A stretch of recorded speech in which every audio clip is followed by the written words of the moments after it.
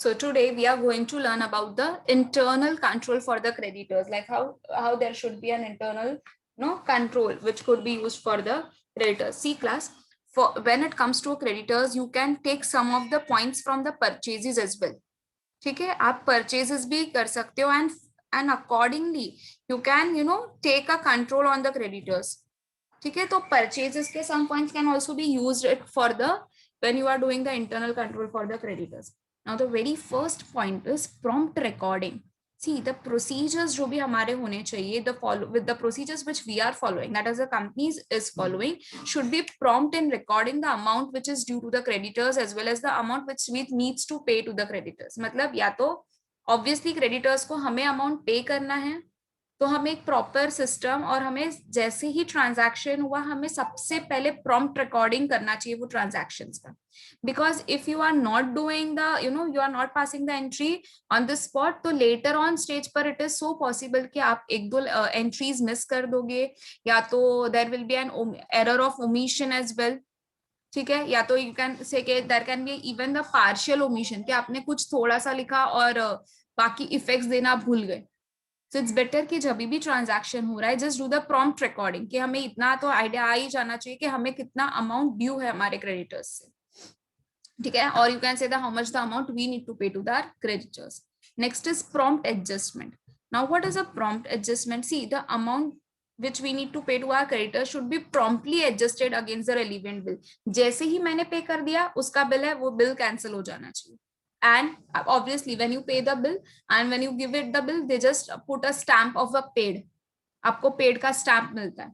And जो भी unadjusted amount है, जो भी हमें अभी भी हमने पे नहीं किया है, तो अगर ऐसा कोई अनएडजस्टेड अमाउंट है तो it should be reconciled regularly. Next one is age wise schedule. अब see there should be a proper procedure which should be followed for preparing this age wise schedule of the creditors. When I speak about the age wise schedule means कि कितना amount कितने time तक outstanding है.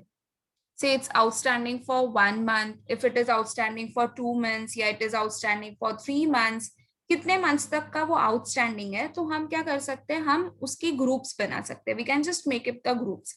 And this schedule, जो भी हम schedule बना रहे, इट इज ऑलवेज एडवाइजेबल कि हमारे जो भी सीनियर्स हो वो एटलीस्ट उसको रिव्यू करे, सो दैट अगर कुछ मिस्टेक्स भी हुआ है तो वी कैन अगर कोई ऐसे लूप होल्स है, कोई मिस्टेक्स है, तो वी कैन ओवरकम इट. ठीक है, so it's always better to have a age wise schedule. और ऐसे अगर बाइफर्केशन रख करके रखेंगे तो it would be very much easier for us as well, कि हमें भी पता चलेगा कि हाँ हमें इतना अमाउंट पे करना है. Next one is statement of accounts. Now, statement of account should be prepared and it should be sent, periodically to all the creditors. तभी तो creditors को हमें reminder देने की भी जरूरत पड़ेगी. So who should do it? Who should prepare it? तो जो लेजर नहीं बना रहा है, हम वो पर्सन के अलावा जो भी दूसरे पर्सन होंगे उनसे ये करवाना है.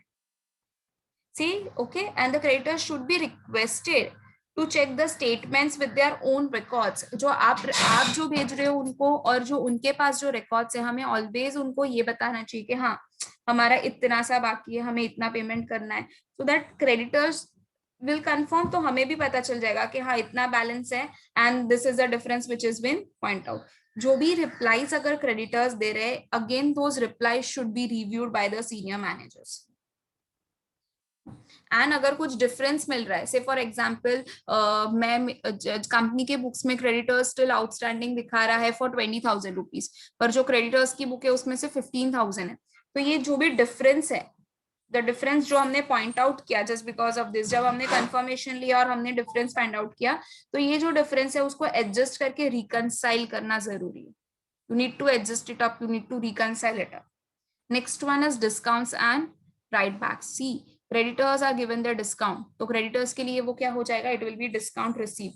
So all the important adjustments in the creditors account such like discount received हो गया, allowances हो गए, rebate received हो गया, amount which is not payable जो write off कर दिया हमने. Say for example, even I give you this example in the previous class as well, कि 1,000 rupees के creditors थे और हमें बताया गया कि ठीक है आप 900 rupees full and final settlement में पे कर दो, तो हमने उसका 100 रुपीज क्या कर दिया, हमें उसको राइट ऑफ कर दिया कि ठीक है अभी अभी इतना पे मत करो, एज इफ के वो हमने डिस्काउंट दे दिया 1000. So if it is there, then it should be approved by a senior most person. Without approval, it should not be given. There should be an approval process. अगर approve नहीं होगा तो हमारे ऊपर जितने भी सीनियर्स हैं, हमें उनको नहीं पता चलेगा ना कि what is been going on. So at least they should also have a check on this. The last one is reconcile the control accounts. See, जब जैसे जैसे सिस्टम में आ रहा है, periodically reconciliation होना बहुत जरूरी है of the creditors balance. ठीक है, with respect to all the controls account, we need to properly see all the balance. अगर हम चेक में भी पेमेंट कर रहे हैं या तो हमने एडवांस में अगर कुछ पेमेंट कर दिया है, there are, if the large advances are there, large settlements are there, so that should be reconciled properly. अगर हमने चेक दिया है तो अकाउंट्स डिपार्टमेंट का ये काम है कि they will forward this cheque to the supplier and obtain the receipt for the payment.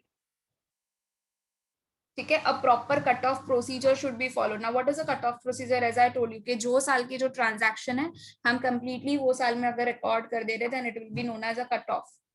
जो भी कट ऑफ का जो प्रोसीजर है should be led to the accounts for all this purchases and as well as for the creditors.